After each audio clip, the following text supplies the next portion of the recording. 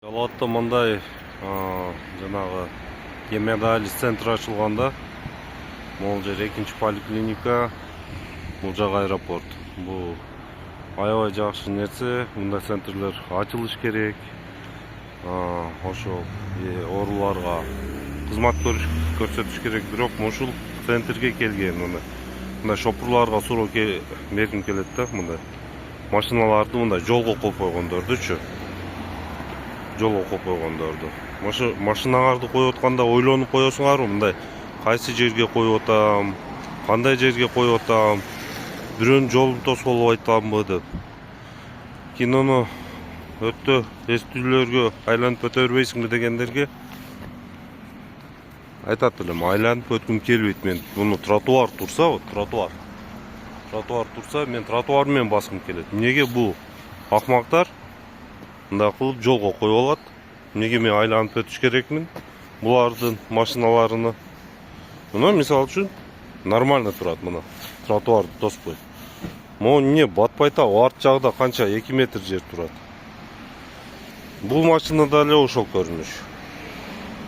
Тротуарга чечип атыр. Арт жакка кое берсин да, эмне мына тротуар, мына тротуар мында келип атат. Бул гемодиализ, бул поликлиника, бияка оорулар келет, башкалар келет. Аки эмнеге айланып өтүш керек? Туура бул жерде жол турат. Бирок эмнеге мен айланып өтүш керекмин? Буларды машина болсо эле болдубу? Сал мында коюп атканда адамдар, мен буларды наказать кылсын же башка кылсын деп айтам. Мен ушундай шопурлар ойлонсун, мындай машинасын коюп атканда. Мен 1,5 жолун тосподумбу? Туура кылып атамбы? Туура жерге коюп атамбы депчи. Мына наркы бетте канча жер турат.